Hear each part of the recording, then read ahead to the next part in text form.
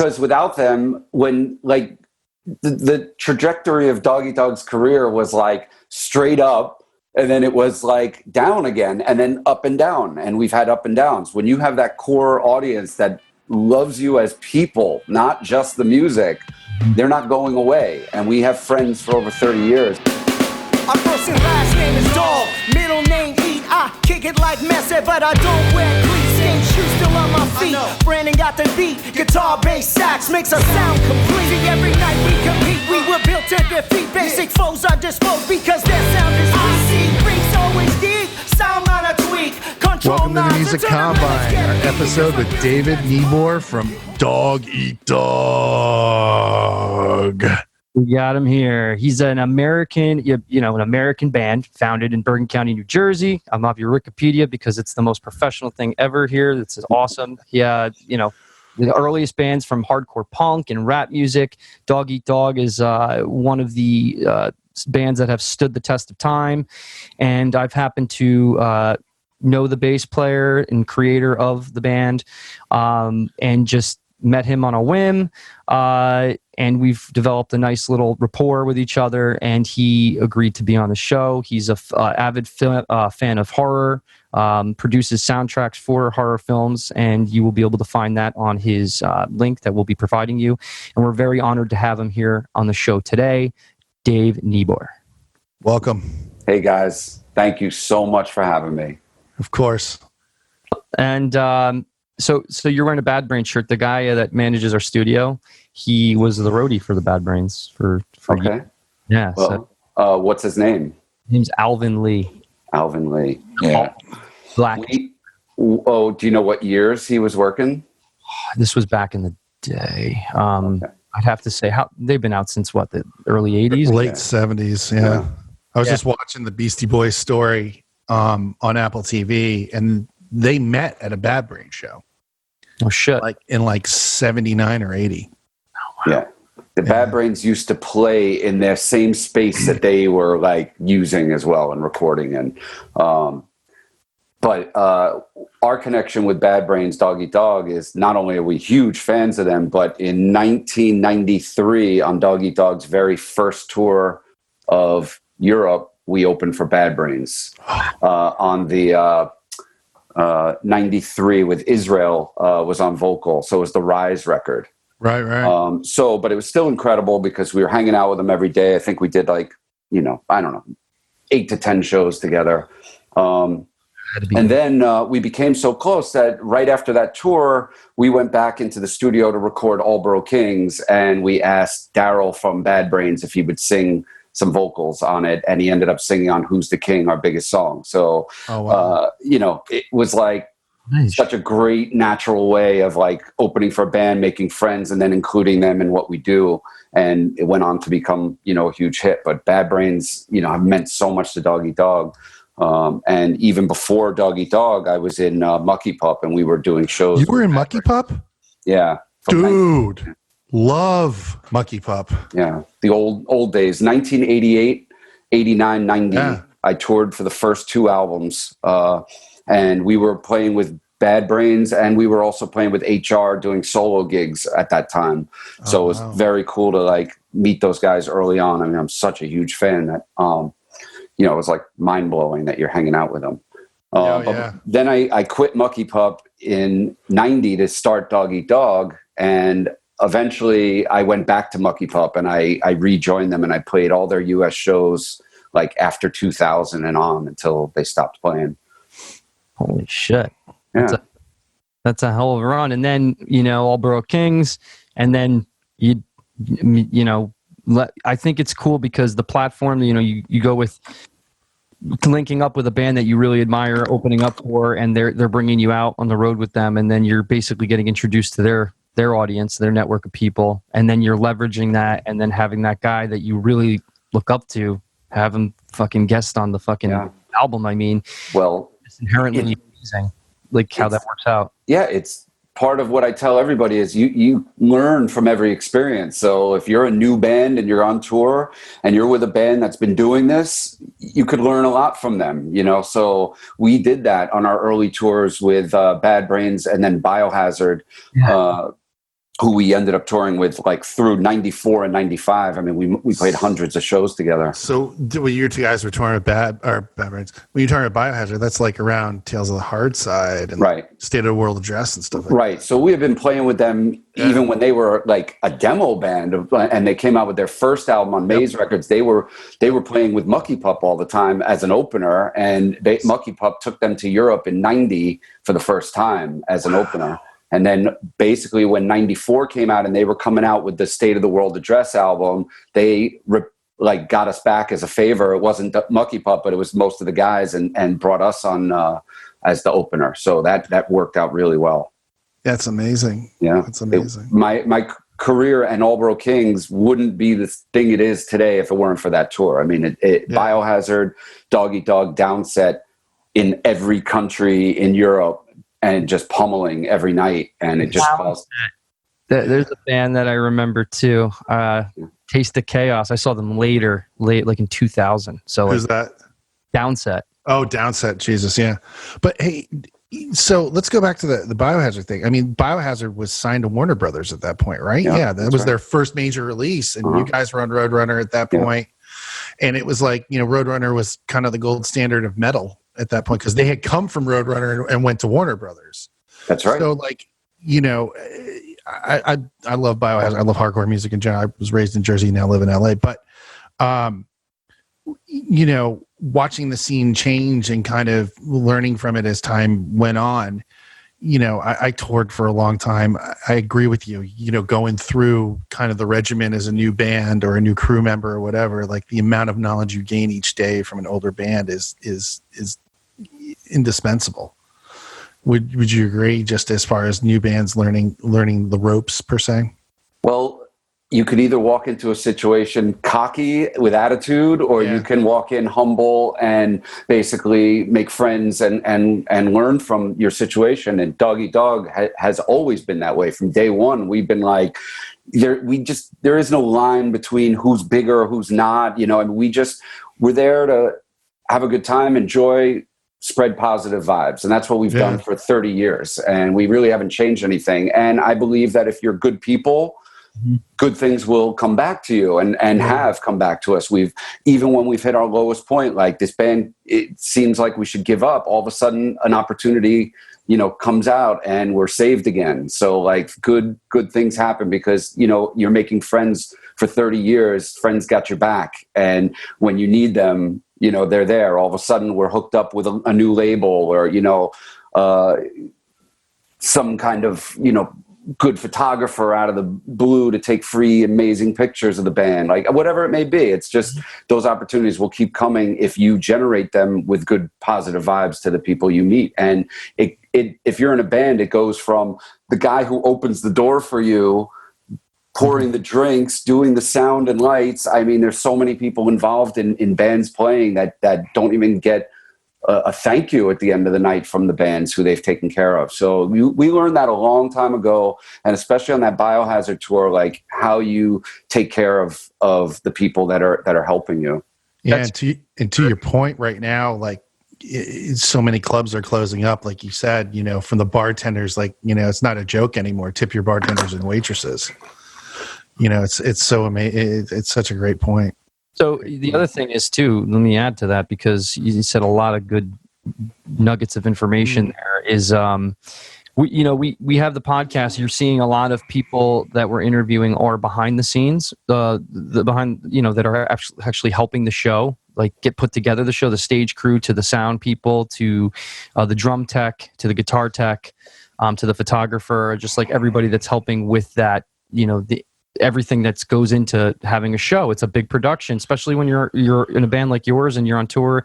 Everybody, there's a camaraderie there, and the ethics and the morality of just sticking to the show must go on and just putting all your energy and focus into that instead of being selfish and you can going off and like looking for girls or doing something that just doesn't contribute to the better whole. We have a thing on the show called, it's one of our mottos. It's called "Don't be a dick," and it serves to complement what you're saying, which is be a stand-up, admirable person, and it will pay dividends for you and down the line. It really 100%. So I Law of think attraction. fantastic. Well, yeah. I mean, you basically are who you are, and people can sense whether you're bullshit or not, or you know what I mean. Whether you're looking over here constantly and not listening to them. That's people fucking notice that shit, and it goes a long way when you actually listen to somebody. I read something in your article on Forbes that's a really awesome article that it's like nothing's really changed for the fact of that you're still getting off stage. You're not going backstage. You're going and hanging out with the fans and having a couple beers with them, and how that's always been your tried and true, and how you stuck to that, and that hasn't really changed ever, and that's really given you the staying power that you guys possess because of all that. I think there's a lot to be said about that. Verse, I'm sure you've seen, right, bands that you've played with or seen that aren't doing that, and then maybe you don't see them around any. Right. So it's kind of funny because I've always stuck by that. Be friends with everybody. These people are paying money. They're supporting you. And I've always felt it's my duty to not only play the music, but to make a connection with everybody. And, you know, there's a reverse to that. When you start making a lot of friends and people feel very comfortable, you get taken advantage of sometimes, like by, you know, people who you met once and were really nice to, and then they're asking you for a guest list on every show forever. It's like, that wasn't the intention, but you're taking advantage of me, and I like you, so I'll actually do it for you. But people have criticized me for just, you know, being too nice sometimes, but I that's the only thing I know how to do. But the flip side is, like, we've opened for the Red Hot Chili Peppers, and like literally 2 minutes after they were off stage, they were out of the building. Like it's the exact opposite, but yet millions of records sold and everybody loves the Chili Peppers. So it's like the same thing with like Axl Rose during his worst days. It's like, this guy's a total asshole, but everybody loves him and the stadiums are packed. So it's like, you can be nice and not get anything out of it. You could be a complete dick and go right to the top. But I still believe when you're going to fall down one day and there's not going to be anybody there to have your back. So I stick by all that. I'd rather have people asking me to be on the guest list than be looked at as somebody who was, you know, crossed somebody or did somebody wrong and have to live with that. So I love it, dude. I think that's great. And there's something to be said about that as well. So you Red Hot Chili Peppers a little more mainstream, right, than a hardcore band. So they may be able to do that because of the fact of that they're being pushed and they're in the mainstream. And then you have a hardcore band that's all about the brotherhood and the companionship with the fans. And I think that's what separates that style of music from a regular, you know, rock, or not a regular band, but a more mainstream band, where they get away with doing that shit and still do really well. But I think what makes your band so special and the scene that you come from is that you have that human element, that interaction with your fans, because that's those people, that's what they're looking for, man. I mean, you can't be a psychiatrist all the time and waste your whole fucking day just talking to one person. You got to make your rounds, but that, I think, is the separation of what's made you successful, and bands like yours successful because of that engagement. 100%. And it's funny because the last tour that we just did before the COVID shutdown was in late September, mid-October, and it was our 25th anniversary of Aldborough King. So it was like, honestly, like blew everyone away. The attendance of all the shows was just, everyone came out of the woodwork for this one. It was really, really great. And we were on a tour bus sharing it with a band from Finland that was also signed to Roadrunner in the 90s called Valtari. And we love them, and we shared the bus with them, and we got along fantastic. And they were like, you know, we've been doing this as even longer than Dog Eat Dog. They've been around 30 plus years. They said they never have been treated better by a band than we treated them. And they were blown away. And I'm like, really? Like, I'm surprised. Of all the touring you've ever done, you're saying it took 30 years to get a band that treated you like human beings on a bus? Like, it shouldn't be that way. It's amazing how much of a commodity that can be, because I've been on some pretty big tours, and it's like, I always felt like it was the guys who were the most secure, the most happy in what they were doing, asked for the least. It was the ones that always were the least secure, asked for the most. And, you know, and that showed in their attitude towards other people on the tour, towards this, towards that. And you just knew that they weren't genuine or whatever. But that's a rare commodity. I agree with that 100%. And it's easy to fall into that if you get some success. Like I had it. Dog Eat Dog went right to the top in the mid 90s. We won an MTV award. We were selling incredible records. We were a top 10 single in England, like whatever you want. We were all over the place. And that kind of stuff, when you start having like press people coming at you from every direction and they're flying you from Finland to fucking Italy and then to Spain, and every day you're being taken care of by people and everything. I've seen it. I've been there. I've seen my limo or my van outside with screaming girls, and I got to be like brought through it. And I'm glad that it didn't last forever, but I actually got a taste of it. Mm-hmm. But if you have sustained time like that, where you're living in this dream world that's just like, you're just this puppet that's being, pulled in every direction, I could see how it can change your brain chemistry in a way, and I was out of control. Yeah.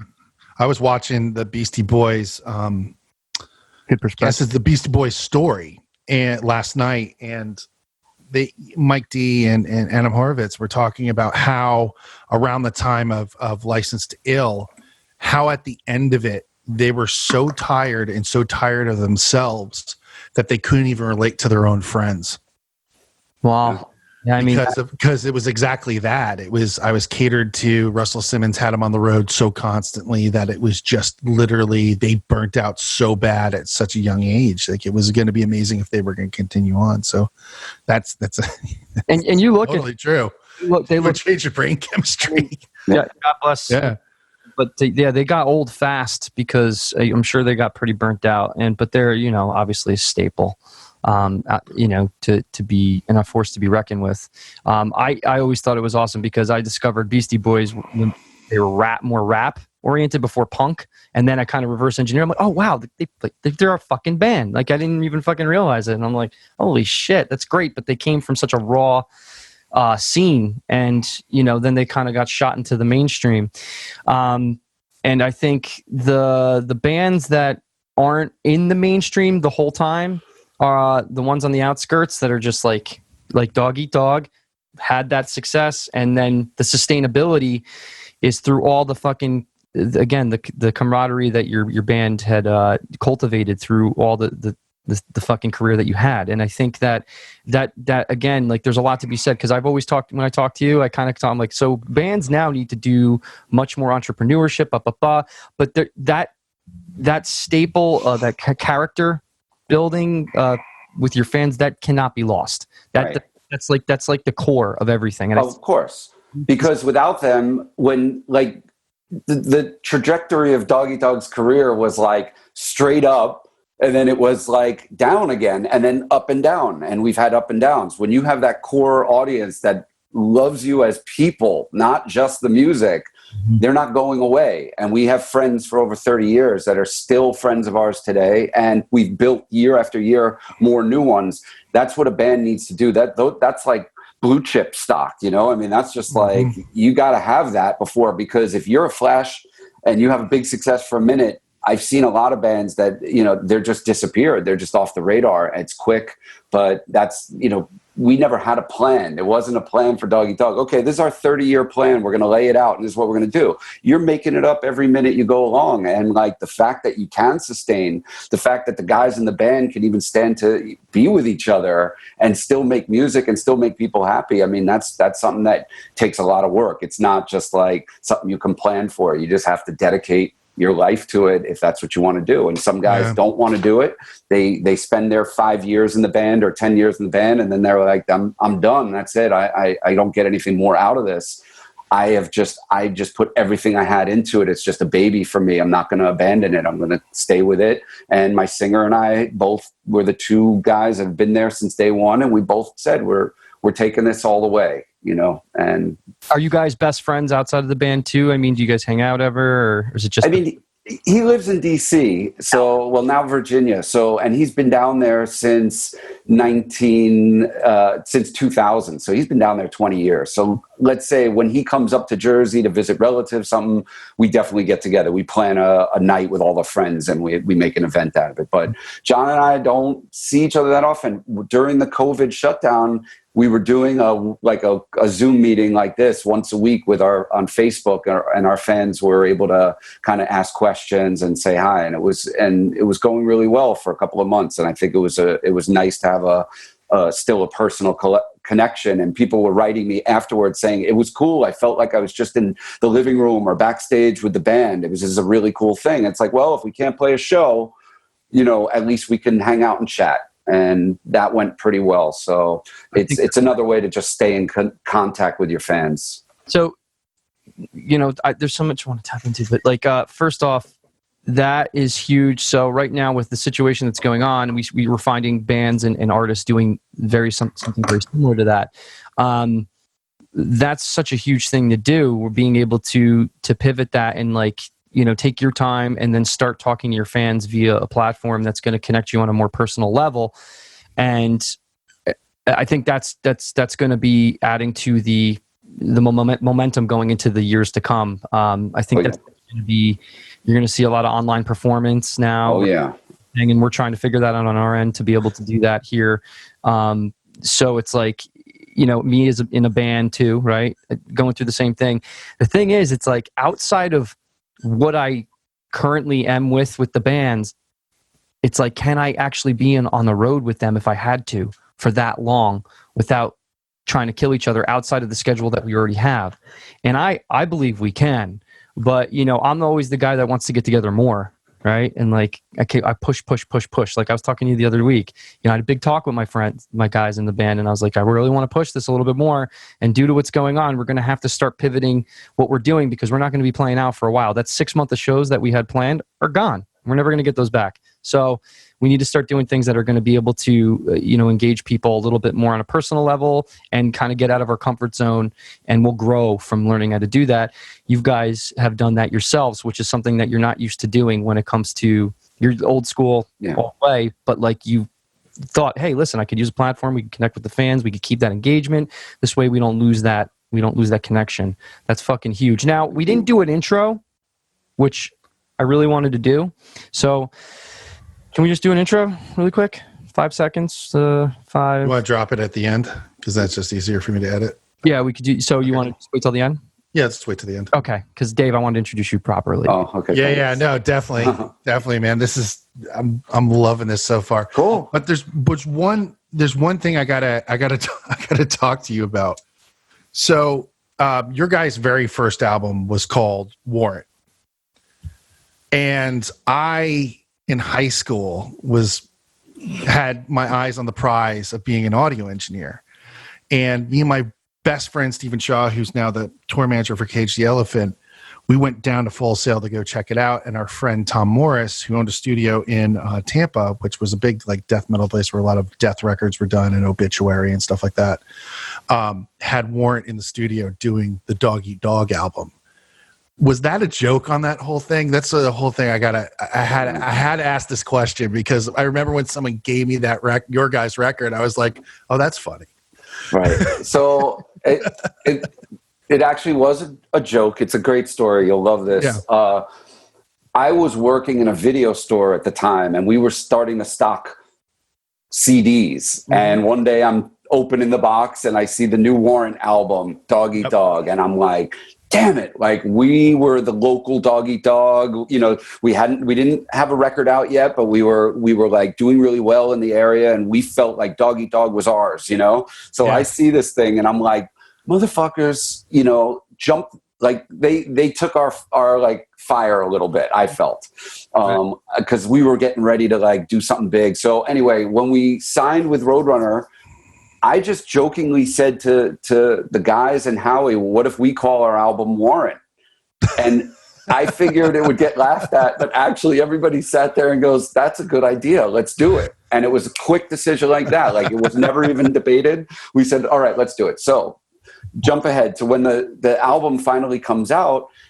this is pre-internet, and you would just go to Tower Records and you would go through and you would have the name. Racks, yeah. And every place that said Dog Eat Dog had both records in it, and every place that had Warrant had both records in it, because it got so confused that it actually worked to our benefit, because a lot of people were now taking notice of us that would never back off Sony's marketing, basically. It works. Hey, whatever works. People, so That's crazy. fast forward to years later, we're talking about like end of the early 2000s, and we're playing near Amsterdam in Holland, and the drummer from Warrant comes to the show.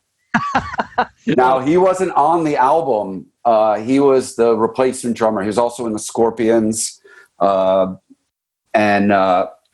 so he had no personal thing, but he said during the time when that album came out, the guys from Warrant would often talk about it. And the singer was the one who was the most mad that we named our album Warrant. So he's like, I saw your name on a poster, and I'm like, I'm going to see what these guys are all about finally. We brought him backstage. We hung out all night, had the best time ever in Amsterdam, and like became friends later after that.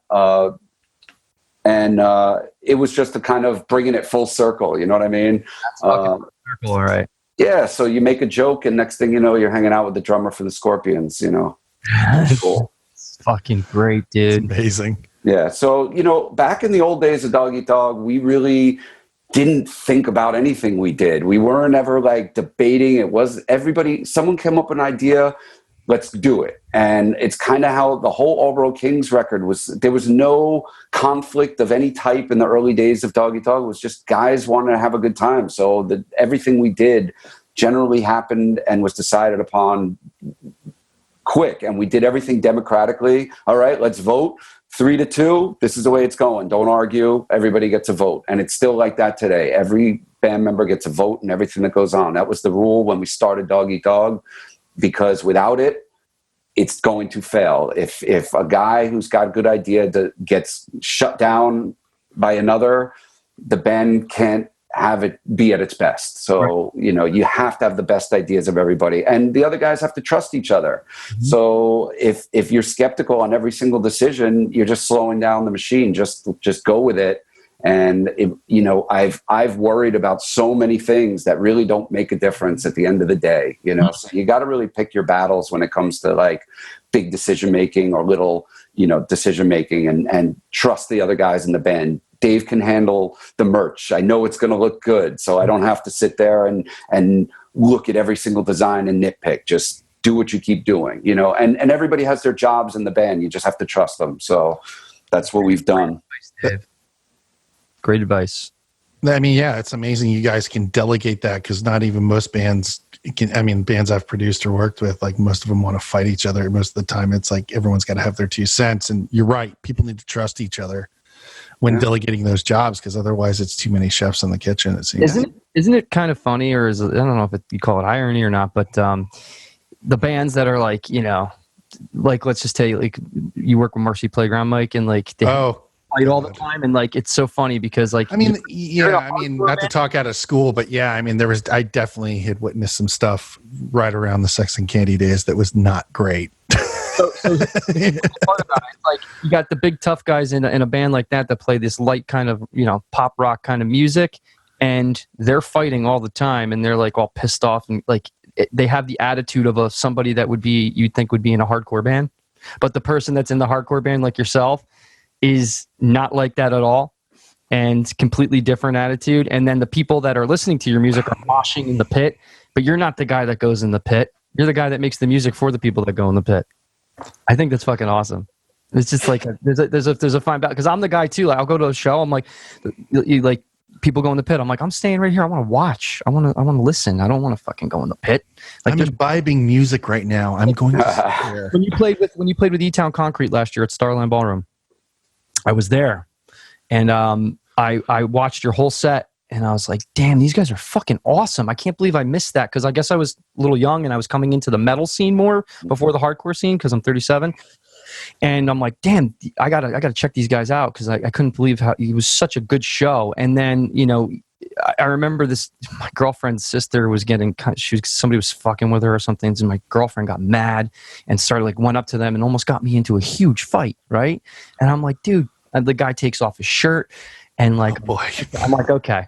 I'm like, put your shirt back on, bro. You know what I mean? I'm sitting there. I'm like, I'm just here for the fucking show. I'm like taking my girlfriend. She's like going like this. You know what I mean? I'm like, calm the fuck down. I disclaimed her before we go into here. Don't get me into a fight. What happened? Well, when you're young, you can go in the pit, have a good time. I mean, you get to a certain age where it's like, you know what? I don't need a broken bone right now. I got shit going on. And when you're young, you can do whatever you want. I did a few stage dives that did not end well. And that's where I said, I'm done doing this. I ended up doing a stage dive in 96 in Holland and off a very high stage and hit my head, split it open. We had to have an ambulance come to the stage and basically I had to go immediately to the hospital. And it turned out it was so bad of a wound that I had to go to a second hospital the next morning to get more stitches put in because it wouldn't stop bleeding. It was just ridiculous. Yeah. This was on tour. So after that, I was like, I'm done stage diving. Like I had 26 years I was 26 years old. I'm like, I'm good, and once in a while I'll get in the pit. If I can't help it, I'm at a show where I just love the people, but it's like one song and I'm like, all right, let me go to the bar and enjoy it from the back. Watching people in the pit. Yeah, so after you bashed your head open, was that tour done or? No, I played the next day. Wow. It was Halloween. And we had a sold out show in Amsterdam. So I made a costume. There's some pictures online and you'll see me like dressed as a skeleton, but the back of my head was completely fucking stitched up. And I couldn't bang my head, which I normally am doing. So I had to stand fairly still and play, but I got through the gig.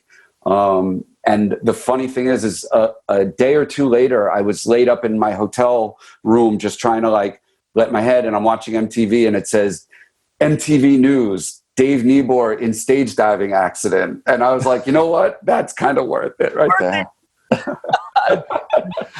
Badass, dude. I made the MTV News in Europe. Nothing better. Oh, that would have been Kurt Loder, but it would be nothing better. Kurt Loder announced that one. Yeah. Yeah, exactly. Love it. What are they? Dave Effelson from Megadeth? They have. Oh yeah, they used to use the P Cells bass line at the beginning, at the end of it. Yep. Yeah. Awesome. So who are you? You like the Bad Brains. I mean, who else were your influences growing up as a musician? Like that made you want to do what you do? Yeah, that's easy. Kiss. Yes. Iron Maiden. Yes. And Rush. Yes. Those were the three bands that brought bass guitar to my attention. Gene Simmons was the guy I wanted to be. I loved the horror aspect, the blood. He was the bass player. I kind of understood what bass was. But Iron Maiden, when I heard Steve Harris playing, and it's like the bass was so upfront, the bass was such a part of what was going on. I was like, oh yeah. Like when I first even held the bass, Rush and Iron Maiden were the first things that I wanted to play. Great. Yeah. Bass, man. Sorry, Greg. What did you say, Greg? I'm sorry. Those are three great bands for stage presence. Gene Simmons, and obviously it's a big influence because we're going to go into the horror aspect of your background with that as well. And then freaking Iron Maiden and Rush. I mean, what else can you ask for? Yeah, that was it. So I first started hearing them. That's around when I started playing bass for the first time. But I got really into thrash metal when Metallica started coming out with their early records and Slayer first came on the scene. We're talking 84 to 85. I started getting probably 85 Show No Mercy record. Yeah. I mean, that 85 was a pivotal year for me. I really went from being what I would call a metalhead to a more extreme thrash and hardcore kid. SOD kind of changed everything for me.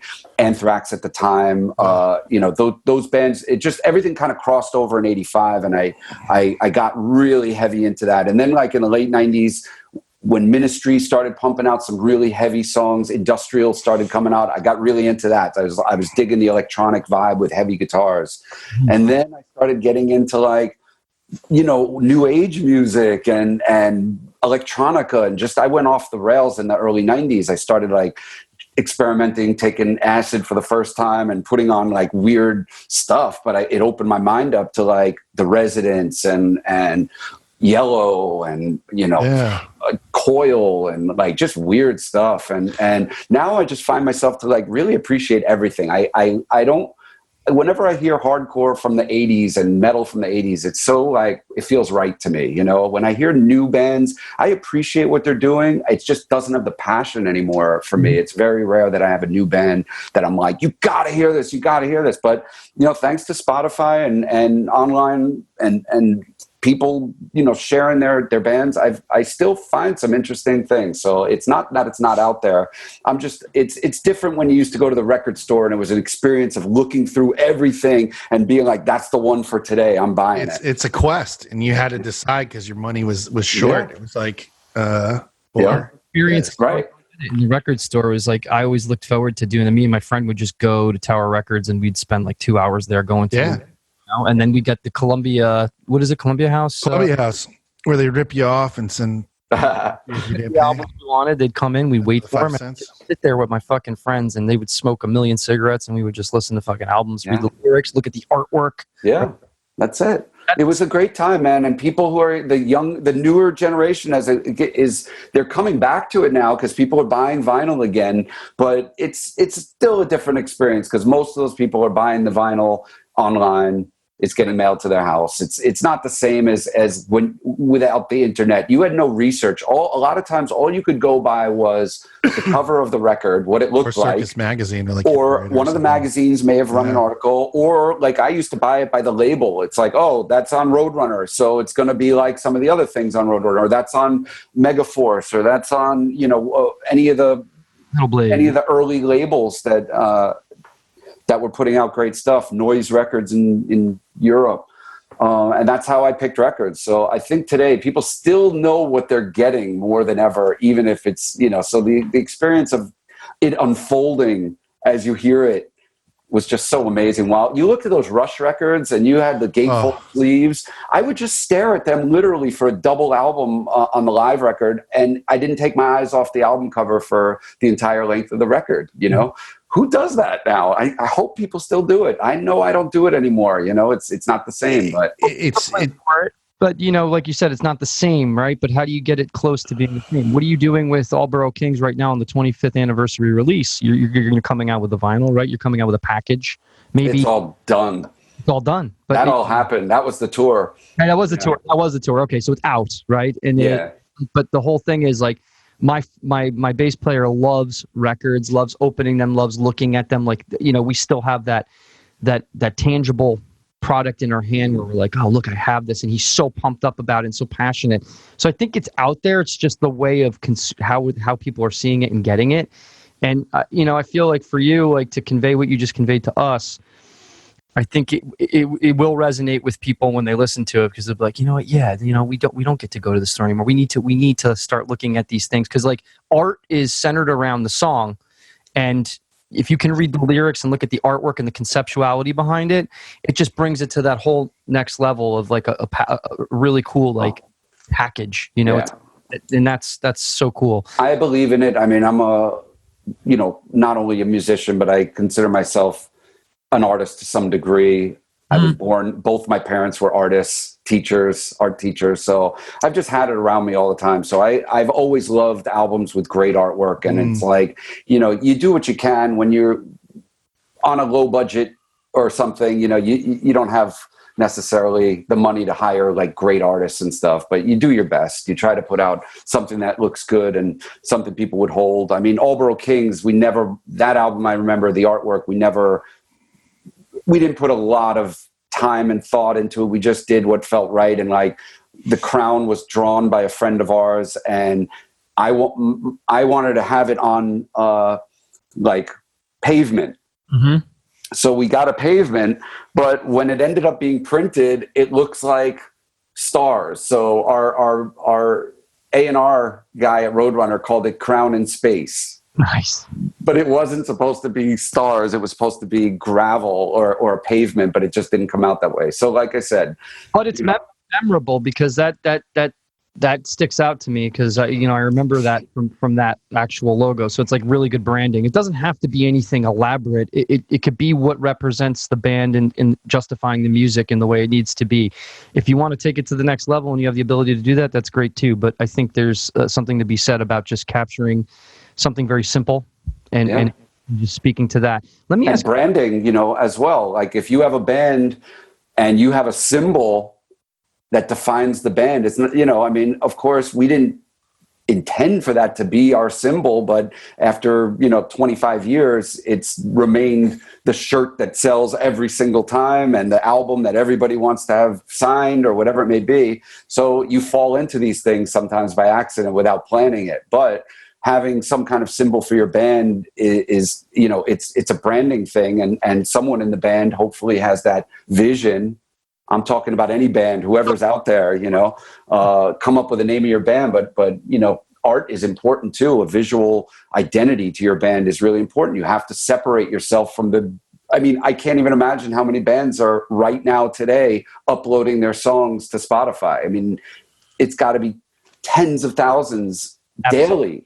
It's the guy in the basement too that's hasn't even went out and played, and they're able to do that themselves. And it waters everything down. So when you're in a band now, you have to fight for that. You get your head just above the water, above everybody else. And I'm in this too. I'm not only with Dog Eat Dog, but we have an established fan base maybe, but I'm still continuing to make new music, and I got to start at the bottom. And with everybody else, it doesn't matter if you have a successful career. You create new music.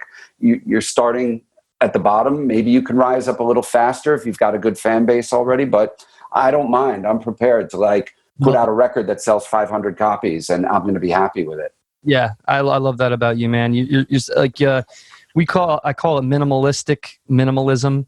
You don't need everything. You're happy with being able to do what you love, having a side gig to be able to provide the support to be able to take care of yourself, and then just being able to do the band. I think it's so inspiring. I don't talk about this because I come in and I see you and we talk, and but I really am inspired by that mindset, because it's like I have everything I need to be able to do what I want to do, and I'm doing that, and I'm very happy doing that. Be it all this bullshit that's going on right now. Who knows what's going to happen with that? But you've been doing that, you've been living it, you've been breathing it, and it's not even, you're so genuine and not a fake person. It's very refreshing to talk to somebody like yourself, and to be able to actually get your ear is thank you for that. Hey, I appreciate you too. And if I can't help other people with my experience, why have that experience? I've traveled for 32 years, touring Europe, being on different labels, having almost any kind of experience someone in a band can have. Why not relate it? And, even if I didn't know you, you meet someone, you get along, there's no reason to have an attitude. Why I've never been that way my whole life. So I'm not going to start at 50 years old now. If anything, I want to take this further down the road and help. When I can't jump around on stage anymore, I want to help other bands. Yeah. I want to do other things with other people, production wise, things like that. So I'm trying to build up that so that I later on in my life, I can give back the passion all of that. Yeah. So my own passion projects, but other people's too. I'm not a guy who turns the knobs. I'm not an engineer, but I got a great ear for production, and I've made some successful records in the past. And maybe the production wasn't the best, but I certainly have learned a lot, and also the music business. I've signed horrible contracts. I've also signed a decent contract or two. So, I've got the experience of both failure and success. And so knowing both sides is going to help other people make the right decision. So, mentoring some bands or some individuals down the road, it's something I can see myself giving back in that way. I'm going to be asking for your mentorship. You got it. Really, it's it kind of is, because I'm seeing you weekly. I basically see you weekly. Those little tidbits that you give me. Like when I talked to you the other week, I thought about it, and before I reacted, I responded. So I had a logical you know, and I had a good talk, and I think having somebody to bounce that off of, that it was a real helpful thing. You actually, like, dude, not for nothing, I was completely, decisions were made in my... I hear you. I felt it, but I also know that one of my biggest lessons, when you've got these big decisions, you need to take a day and think about it. You know, it's really important, because I've gotten emails where I've reacted so quickly, and it's like, if I had just taken a day to just think about it and calm down and then think about it without emotion there. I've been told your emotions are, you know, at that point, don't go in the first few hours and do anything, especially when you've got, like, you know, emotions involved in it with between band members or record labels.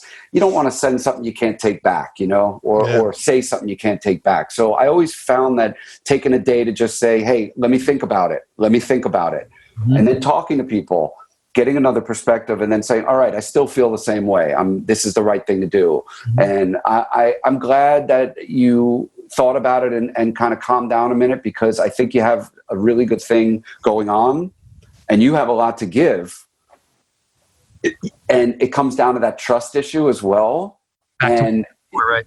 If the band can agree to say, all right, this is what all of us want out of this, or what we need out of it. And if guys who are doing less can agree to do a little bit more, and guys who are doing too much can agree to, like, give up some of that to let somebody else help.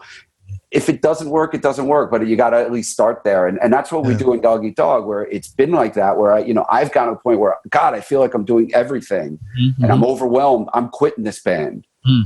But it's not the right thing to do. The right thing to do is to say, all right, well, you need to speak to these guys, and you need to say what you feel, and see if we can figure out how someone else can relieve that a little bit from you. Or trust me 100%, I'll do it all, but don't question me, and you don't have a say in the matter if that's the way you want to be. You can't have it both ways.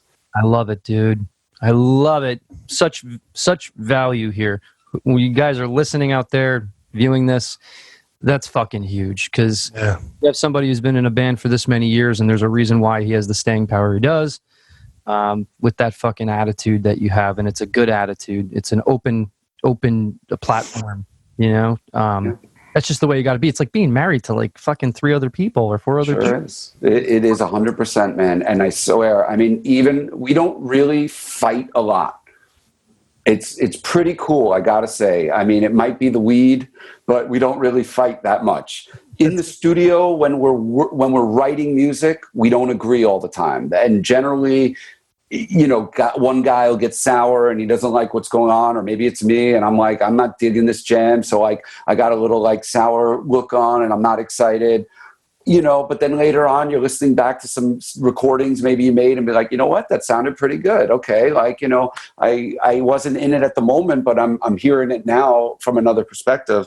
So we don't really fight a lot, you know, and it's, if we do, it's over something like, it's so ridiculous. Guys are just so tired, they haven't slept in days, and you're fighting over, like, you know, sugar for the bill for $100. Like, where did this come from? You know, why are we screaming at each other over $100? You know, it's just tiredness. So, but generally speaking, when we're traveling in a van together, we all put our own personal headsets and we don't talk at all during the van rides. It's completely quiet. When we get out at the gas stations, everybody can smoke and say hi. We get back in the van, nobody says a word. So everyone's got that time to themselves, and that's vital on the road, is being able to, you know, like, even if, like, for me, I get to the venue and then I'm like, where's the closest record store? Where's the closest craft beer place? And I go off and I ask everyone, anyone want to go with me on my adventure today? No? Okay, well, I'm going by myself. I don't care. Come back with a stack of records, some beers. Everyone's like, what'd you get? You know, and it's cool. But you can't be on top of each other in a dressing room like all day, you know. That's great. Yeah, it turns into that's right. good stuff. So all that is so fucking powerfully valuable. I was going to ask you too, kind of going back before you got signed, what did it look like right before you got signed? Who was your A&R rep? Because I worked with a guy at Roadrunner. His name was Mike Gitter before he went to Country Media. Right. I know Mike Gitter. He was a writer for fanzines and Fanzine. stuff. And then he went to Atlantic as I think his first job was at Atlantic as an AR guy. He signed Sam I Am. Yep. So we were a demo band essentially between 1990 and 92, 3 years. And we were just playing local clubs, local scenes. We had cassette demos. We did demo number 1. We sold a bunch, didn't really do anything for us. We made demo number 2, and that one struck a nerve with some people. We were starting to sell like 50 to 100 demos at a show. Wow. And we were starting to draw a lot of people. So one of the things that drew the people is we always promised all our friends free beer if they came. And we would like buy like a keg and keep it out in the van. And all the friends would come and we would pour cups of beer for them. And they were getting drunk. They were all underage, but they were like, okay, well, they were at the show. So we started getting some notice from people who were booking shows in Manhattan, like, in the club scene that was happening in the early 90s. And they were saying, how are you guys drawing like 100 people a night and you're just a demo band? And we started getting a lot of show offers constantly. Like everyone wanted us because we were drawing and we were in turn selling a lot of demos. And what happened was we gave our demo to Billy from Biohazard at one of our shows. And those guys went to I don't know if they went to Europe, but it got into the hands of Roadrunner Europe, who loved it. They called back to Roadrunner US and said, go check these guys out. And it was Howie Abrams was the guy who signed us. He signed at the time Black Train Jack. He worked at the label In Effect Records, which had Nuclear Assault, right? Yep, exactly. Yeah. He signed Shelter. He signed that band called Karma to Burn. Yep. These were all his Roadrunner signings at the time. We're talking about like early to mid 90s. So he got back and he's like, I like Doggy Dog. We want to sign him. So like after he came and saw us play till the point where we were like offered a record deal was like very quickly. That's what I remember. It was like, they basically put us right in the studio to record the Warren EP, which was basically just a re-record of the demo. Mm-hmm. And that was it. And then everything started. So it like we worked our ass off in the local New Jersey, New York scene. We were playing like, if not weekly, like, at least once or twice a month. What was your go-to club that you guys would play back? Yeah, I'm interested in this. Well, Studio One was like where we would like pack the place, and the Pipeline, which was right across the street, basically. Those were our two like. Those would be our homes. The Pipeline was really like our real home. Sound at Studio One. Really? I worked for Strike Audio for a while. Okay, yeah. Then I remember Strike constantly. Yeah. Were you back in that day, in that era? Yeah. So like I became an engineer probably around 92, 93. I remember like one of the first shows I worked as like a local hire was Fight, Rob Halford's band. Yeah. And then like I caught Studio One towards the end of Studio One, and then Pipeline was kind of staying there. And it was a lot of like, hair metal bands and stuff that would play Studio One. You guys must have played L'Amour's and right? L'Amour in Brooklyn. We played L'Amour a few times back then. That was like Biohazard's backyard. Oh yeah. We played with Life of Agony there, with Biohazard there. I just saw Life of Agony like 2 years ago out here at Whiskey a Go Go, and Power Flow opened, which is Billy's band from Biohazard. It was great. We also just did a Christmas show. That was our last show we played, was opening for Life of Agony. And it was like really cool because they like asked us as special guests to do it, and they made it really easy for us and great. And we had such a good night. And then their agent contacted ours and said, the guys want to do more shows with you. And if COVID did not hit, we had a tour plan. Now I can say it's officially not happening because nothing's happening. But it would have been Doggy Dog and Life of Agony for like 12 shows in Europe. Oh, dude. Oh, man. Yeah, that's exclusive to you. Nobody knows about that. It just didn't happen. But it will happen. And the good news is like, it was like we came up together. We both started as in around 1990. We both got signed to Roadrunner in like 93. We both toured Europe. We're still both going, and like coming back together after these years and doing that gig together, it just felt so good. Like everybody felt it. Like it was just all hugs and kisses. So it was like, you know what? Like we should do this, because even though our music is different, which is a good thing, it represents that time in Roadrunner's career in that 94, 95 era, that people really loved the music so much, and that hearing those two bands on the same stage would have definitely brought back a lot of good memories. They would have been packed shows. Complements each other very well, I think, too. Yeah. I saw Life of Agony last year with Sick of It All at Stone Pony.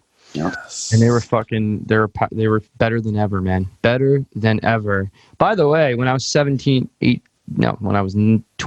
I played L'Amour's with Biohazard as an opening band. What was your band? It's called, oh my God, it was called a Remix at the time. We were nobodies, but A like, Remix. Yeah. Gotcha. Was my singer. I love him. He's one of my good friends, but he wasn't a good singer. But like, I remember seeing Biohazard, and I'm like, I can't believe I'm playing with them right now. Holy shit, that's fucking crazy. L'Amour's literally closed like 3 months after that. Like, okay, yeah. Well, the thing is too, I think that was like the second reopening of L'Amour's probably at that point, because L'Amour's had closed before that too. Yeah, and they moved. Yeah, It was the old L'Amour and the new L'Amour. But I only remember the new L'Amour. Yeah, it wasn't Okay. far, but I remember the new L'Amour because I remember going to see King's X there. Like it was Connolly actually. And like I remember running into John Allen, who was Tommy Lee's guitar player at the time there. It was just like, oh man, I hope this stays around. And then I moved to California. That was it. Yeah. Well, there's some really cool documentaries on Amazon Prime. If you start digging through that have like one, I don't remember if it was about L'Amour or it was just about like the New York hardcore scene or whatever, but there's a lot of footage of old L'Amour. It might've been one of the thrash metal things, but I'm having fun going through these documentaries. Even though some of them are really like cheaply made, but it's like footage that you're just never going to see anywhere. And I think that's what's going to be the most important part, is like, it doesn't have to be elaborate. It just you captured a moment in time that I fucking was just on the outskirts of, when you guys were living it, like you were in it. So when the San Francisco scene was going on, like Murder in the Front Row, that documentary, it was going on in Brooklyn and New York. There was, when you're listening to Anthrax and shit, how was that for you as a musician coming into that, like being at the forefront of seeing that, and then having a band, and then like just being in that because like there was a scene. There used to be a scene, and you created that. You were part of that fucking creation, and I think that we don't have that anymore. Everybody's out for themselves. Everybody's not gonna share your. I'm a one-on-one guy that I always share bands that I like, and you'll never see other bands share anybody because they think it's all just them, and that's I have to disagree, because I just got that proven the other day when this Life of Agony show. When we got there, we basically had no equipment at all. And we told Life of Agony, we're not bringing anything. So, and we never heard back from anybody. So we basically showed up with no gear, and we're like, let's just hope. And guess what? The band that played right before us was like, you can use all of our gear. Backline, yeah. Didn't know these guys. They don't owe us anything. They just did it because they were nice guys. I was like, see, it does exist. You see, it does. So on the optics, though, you don't see it unless you're maybe coming into a situation like that, which I've been in before, and the band didn't show up and we had no equipment to use, and we drove like 6 hours to fucking. Yeah, it's rough. But you know what? If somebody sometimes you play bass direct, here's the iBox. We used to play the Limelight in New York. I don't know if you remember that old church thing, and we had played there with Madball. And we played with this like dub band, Painkiller, I think it was, or they were like heavy dub. And they didn't have equipment, and they were like, can we use your stuff? And I'm like, what the hell, go. So like, I've been in that situation where it's needed. So when I need it, I believe it's there. It goes back to what we were talking before. You gotta like constantly put out that vibe if you expect to get it back. And I always been a fan of like, do what's best for the show. So like, all right, so we can save on fucking setup time and save the sound guy who's always usually bitter if he's not your own sound guy. You want to get on his good side. have one kit, tell the other drummer to bring his breakables, and then you can use the shell of the kit, because it's just going to make things easier. Yeah, would I rather use my kit? So many times I've brought my kit, but I just did what's best for the show because I just wanted the show to have good Absolutely, 100%. That's being responsible, and you gotta have that, or it's just complete chaos at the show. Yeah, and then New York City, New Jersey is pretty. A lot of people are bitter and jaded, and a lot of sound guys are angry, and they just you gotta flick and play ball. In New York, we used to play. I don't know if you guys remember the Marquee. Oh, I definitely remember Marquee. I saw Mr. Big at the Marquee. Nice, big room, Huge. But we used to draw 100, 150 people into the Marquee, and on a weeknight, and people were just like, "What the hell? Who is this band?" That venue had great shows, man. I saw a lot of good bands. A lot of there. nationals. That was Guar. I remember seeing there.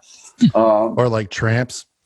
Tramps was another good one. Up until the mid 90s, I was going there. I saw a bunch of bands there, and we used to do like even small gigs at like the Continental, and you remember that? And then around the corner was Coney Island High. Yeah, and right on St. Mark's Place. Yeah, great club. I used to do sound right up the street from there. I used to do sound at Acme Underground. I remember that place. Yeah, there. And then like Lion's Den. Like I used to. Lion's Den. Yeah. Joey Ramone lived right across the street from the Continental. I saw Joey in the Continental one night. It was amazing. I opened for the Ramones like reunion. Like they did a reunion at the Continental. I was 15. I played like bass for a band, and I opened for them. I didn't even realize it because I just was going to a gig and like I didn't know what I was doing. And I went down to the basement of the Continental, if you remember. Yep. Joey Ramone's like sitting there. He's like, "Hey," I'm like, "Hey!" Oh my god! Like, holy shit! Yeah, he was tall. Yeah, he was, I didn't know what band was it? It was like a revision of the Ramones. There was like, I think Johnny wasn't there. It was Marky and Joey, and like they had two other guys playing with them. But maybe CJ. Maybe. What was your band? I mean, my band was called Murder in the Brady House. Okay. What year was it? What year are we talking? Like 96 or something like that. Yeah, I was 15. I just learned how to play the bass guitar because I there's a drummer in my town that made me feel like shit. He said, "You're never going to be good." So I was like, "I'll just play bass." So I just learned to do that. That's awesome. Oh, the cop out. No, just kidding. Yeah, no. I used to be so gullible. I would listen to you. Yeah. If you were really good. I'd be like, "Okay, I'm not going to play then because I'm never going to be that good." But and then he met me, Dave, and then it was a game changer. Dave, you know what? I gave him a metronome and caned him. That was it. Lock me in a room. Lock me in a room for hours at a time. Yeah, it's like, dude, you're gonna get this one way or another. It worked. But Dave, what I wanted to ask you too was more about the tracks you're developing or have developed for the horror industry for music, because I know you love soundtracks, horror soundtracks. Yeah. So soundtrack music coincided in the early 80s for me with like I really was into heavy metal, but I was also really into horror movies. The album cover of Iron Maiden, Killers, next to Fangoria magazine. It was just all making sense to me. It was all just like that part where these horror imagery and music were coming together. And so the soundtracks, I really was, I don't know why I connected so young, but it was the sound of like synthesizers, heavy synthesizers that I was really into from like the John Carpenter kind of stuff. Exactly. So Escape from New York, Halloween 2, especially those, and then Dawn of the Dead soundtrack, Maniac, Creepshow. Those are the soundtracks that really blew me away. Where's my cake? Yeah. Where's my cake? The sound of the synthesizers and everything. I just always loved it. So, I started doing my first soundtrack work probably in like the very early 2000s. I got asked to do like a zombie movie main title theme, which I did. And it was my first thing I ever did, but it was cool. And then I got asked to do some other kind of soundtrack work based on Italian horror. And then it just one thing leads to another, you know? So I just started getting asked to do projects every now and then based on soundtrack work. And I was like, I love it. I mean, I'm so glad I can do something like this outside of the rock field and really enjoy, you know, what I was at one point only listening to. Now I'm actually making, and I'm playing the synthesizer. It's very, very cool. Very cool. So all of that led up to this comic book company called Ibon Press. We're doing just absolutely incredible comic books. The quality is through the roof in terms of the look of the comics and the writing. They're just brilliant. And they asked me if I could do a soundtrack to the comic that would be included in the comic book. Right. And I was like, absolutely. But I didn't know where I was going to record it. I didn't have any, I don't have a home studio. I always go to another studio. But luckily, I basically just turned around, and a guy that I knew was like, I got a studio, and he brought me to it, and it turned out to be a top-notch studio. And I went to work, and I ended up doing 2 soundtracks for this comic book company. And I was just very excited. It was well received. The comic book people loved it. And it just worked out really well. So I thought, okay, now is the time for me to make my solo record. It's not a soundtrack, but it's a synthesizer-based record that I've always wanted to do. And combination of everything that you loved, and just that's it. I took all my earliest memories of soundtrack music and horror movies and VHS era back in the early mid 80s, where all the mom and pop video stores were on every corner. There wasn't a Blockbuster yet. It was smaller shops, and you didn't really know what you were renting. There was no IMDb to look it up. You just saw the box, you read it. Yep. Does it look good? All right, let's take it home. But a lot of those movies burned into my memory. Even if they weren't great movies, they were important for the time for me to develop appreciation. And now I'm putting that back into music, and I recorded a 10-song album. It's let's just say it's so close to being done. It's just not done yet, but it's being mixed right now.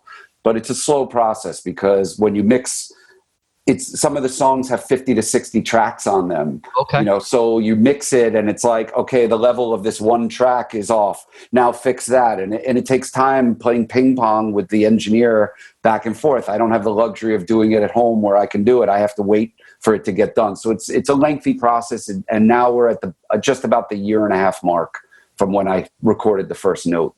So that's exciting, dude. Yeah. That's exciting. Yeah. So this is, it's funny though, because now that I'm that far out of the project, I mean, it's almost done.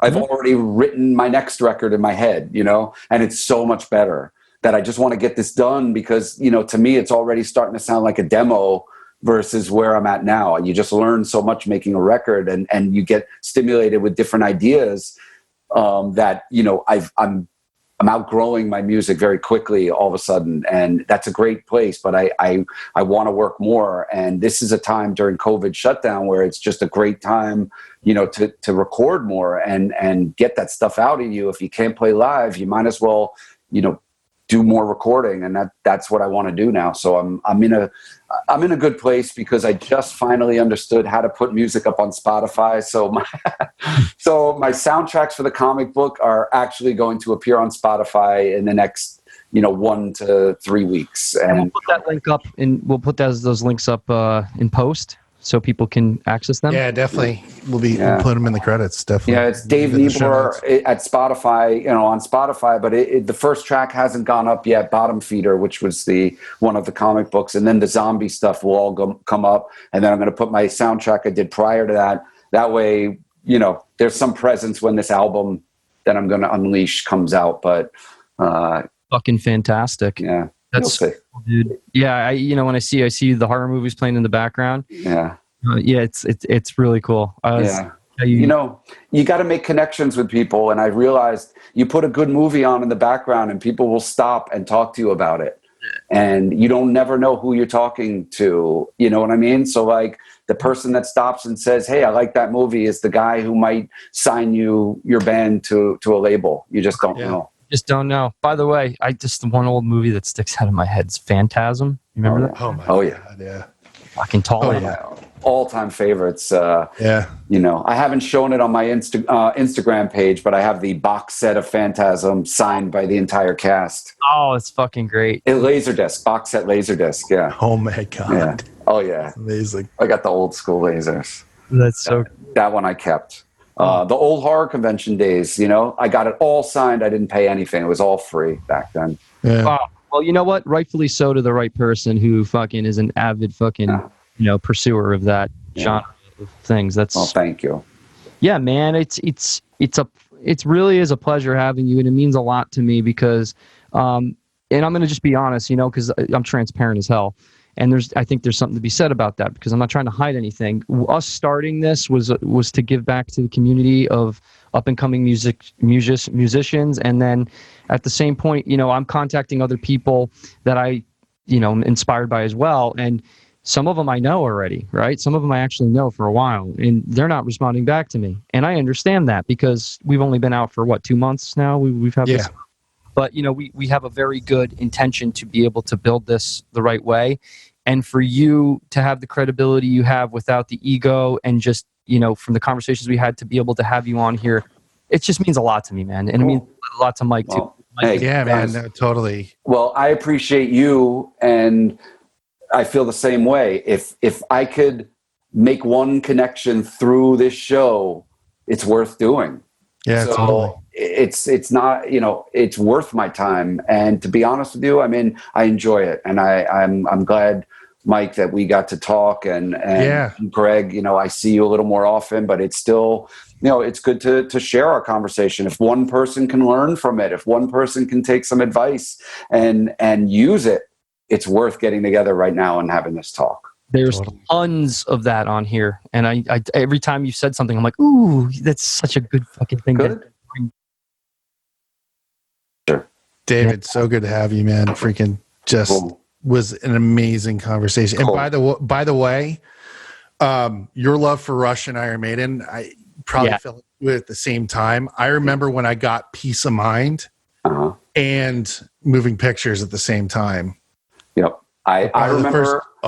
It was my birthday, 1981 or 82. So Beast. When Number of the Beast came out. Yeah. What year was that? 81 or 81? 81 or 82. Yeah. I got to check. And I got Rush, Exit Stage Left. I remember. What year did I think these are 82 because we all went and saw Conan the Barbarian after that. So I'm pretty sure it's 82. Anyway, those are, those years were great, man. Those were those records change your life, Did you grow up in North Jersey? Yeah. Yeah. I grew up in Rivervale in Bergen County. Oh, geez. Okay. So when my parents first moved out of the city, we lived in Harrington Park. Okay. Yeah. Right down the street. So and you had the same experiences, it was like, it was suburban, we had access to a lot of stuff, but sometimes it was just putting records on and sitting in the basement and just headbanging to this. That was, stuff, my name's Michael Jackson. There's nothing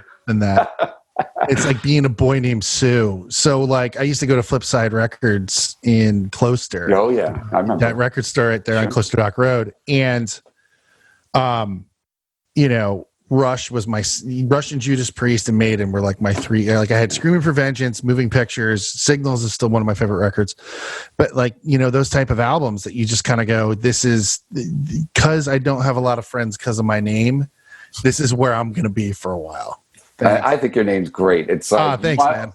It's like naming your album Warrant. It's the same thing. Mike, there you go. I love it. Freaking love it. You guys are awesome. You got everything you need? Yeah, definitely. Okay. We're perfect, man. Well, I'm going to say one more time, thank you for having me. I like your George Lynch guitar in the background. Oh, thanks, man. I see it. There's a great story about that guitar. So it's an American-made ESP that was built in recent years, and it was in the used rack at Guitar Center. And they were letting it go for $289, and then I looked up on Reverb real quick what that guitar was going for, and it was like it could resell for $3-4 grand. They screwed up because it doesn't say ESP on the top. Yeah. So ESP on the headstock, and that Ibanez is a custom shop from the 80s, and I was always a huge Alex Skolnick fan from Testament, and I was like, I'm going to have a saber that's red with the shark tooth inlay someday. And I just happened to be thinking about you talk about law of attraction. A few days before it, that guitar as well is from the custom shop in Japan. Fuck. Again, $200. Yeah, you got somebody who didn't know what they had, and they just like they looked it up and thought that George Lynch was the cheap version made in China or whatever. The brass block and the Floyd Rose is more expensive than the guitar itself. Yeah. Well, congratulations. Thanks, again. Man. You scored. And it looks good, man. Exactly. Hey, I'll be seeing you soon, my man. Yeah. Again, Please. thank you so much for your time. Okay, you got it, Greg. I'll be there. I'll see you. All the best to you. Good luck, everyone. Thanks, Dave. Bye, guys. Bye. Bye. Like, again, dude, we come into, I say this every episode at the out. It's, I always feel like my knowledge of the world, even though it was pretty extensive, is always getting wider and wider by us doing the show. And it really, I'm at a loss for words of how great our guests are, because, and not to be like, showboating or anything, but it really comes down to having these amazing people that we come across our path. And when we started this, about how it really was an act of service. It was nothing more than that. And he's that guy. He that's my point, is like, he's that guy, he is lockstep kind of in what we do. I think you guys had a lot more in common, and it was to see it unfold in front of me. Yeah. To hear you be like, oh, this, and then him be like, yeah, and like, because I'm not as old as you guys. I'm not from that I wasn't around. Well, we got about 10 years on you, and he's got about probably more than that on you. 4 years on you, but at this point, you had every time you said something or you mentioned something, it was like a fucking, you guys both connected on that, and it was huge, because it's like, you're not a stranger. You're like, you're so much in common. You never met before. Well, I think also too, when people have common experiences, I think if you leave yourself open to that, I think there's a lot of times in my life where I was not open to those experiences. You know what I mean? Even though I was a great networker and everything, I had a fucking attitude in the 90s that I don't have anymore, which wasn't great. But the thing, I was thinking about it this morning, it was like, I would network, but I always ask for things from people. Mm-hmm. Like, I always had a lot of friends, a lot of numbers and stuff like that in my 20s, but I always asked something for people. And, the one thing you always see in these viral marketing things, whether it's like Illmind Producer, if you guys know him at all, I think he's done stuff for Jay-Z. The guy's huge. Mm-hmm. Grammy Award winning hip hop and R&B producer. But there's him, and then there's a few others. But he made a point in his Instagram not too long ago where he goes, don't be asking for shit. There was a contact I reached out to this morning, and I'm not going to say who it is, but this person I reached out to, I said, is there anything that we can do to help you guys out during this time? That's a good place to be. Yeah. And is there anything that we can do? Is there any PR initiatives you're going after that we can actually help you out with? Mm-hmm. And the person wrote back and said, not right now, but we're working on that. Let me get in touch with you soon. I think that's the best way to be. Yeah, I wasn't coming from that place. I was saying more of like, hey, listen, I've been following you. You're one of one of my favorite drummers, or you're one of my favorite. But also you have rapport with David. That most don't have. What's up? Yeah, I FaceTime with them. Yeah. I FaceTime with a lot of people too. It's just they're not. Some of them are too busy right now, and I'm not at the point. But Dave literally was like, yeah, man, I'm always willing to do that. And that was really cool of him, because again, when people hear that episode, it's going to be in front of his audience, and they're going to see the definitely awesomeness that he brings, and the awesomeness we bring. They're the intention that we have. Again, we're not looking to coddle anybody here. We're just looking to fucking give value back, Yeah, no. And I mean, in turn, not to upsell ourselves, but the thing is that you kind of, we kind of really, by putting by not really expecting anything in return, we've given, I think we've gotten the greatest value of education, of wisdom from our guests. Mm-hmm. And I think that when you approach situations from that standpoint, I think what comes with that, like he was talking about in the interview, if you put that vibe out there all the time, if you're not going to receive nothing in return, and I'm paraphrasing, but you're giving the most and the best of yourself, there's no greater, the universe will reward you greatly. Because you said it yesterday before I got off the phone with you, and you started getting frustrated with your computer. You were like, hey, let's not talk ill of the computer. Great. You went out. Thank you for that too, because if you didn't go out and do what you did, we wouldn't have been able to do this today. Yeah. So, I mean, thank you for that. There's a lot of things that go into this, guys. It's not just a Zoom call, it's a lot of, yeah, I mean, probably the amount of hours we spend in production, writing the shows, because the thing is we produce these shows. Everyone thinks like, oh, I got a podcast, so everyone should show up. Mm-hmm. We methodically plan everything out. If it seems like we're doing it just off the cuff and as a conversation, yes, that's where it starts from. But there's stuff that we put together because there are points we want to talk to our guests about. Because we don't want to miss anything either. Yeah. So we definitely write out like talking points and stuff. And I think we've been capturing all that. And then today was just, I got really excited because, dude, he covered so much ground on so much that we take for granted or we don't even shed any light on. So you're going to really love this episode. Cool, man. Fuck yeah. So you're, well, guys, I don't know what episode this would be, but let me think about that one. It would be 113, Sarah Martinico, which will be our next episode. After you hear this one next week, talking about marketing and publicity in an independent and organic level. Sarah's got a lot of great value. I met her when she was working as I guess her title was pretty much like A&R rep for BMG Chrysalis. I fucking talk today. BMG Chrysalis Music Publishing. That's a tongue twister. Yeah, it's a tongue twister. And I used to do some music supervision, and she worked for her boss. She worked for this woman. Anyway, we met at a Christmas party, and she was literally one of the sharpest tools in the shed I ever met. Berkeley music graduate. She's created products for DigiDesign and Arturia, as well as showing how music licensing works. She is a whiz kid. I'm excited. Barely in her late 20s and just amazing at what she does.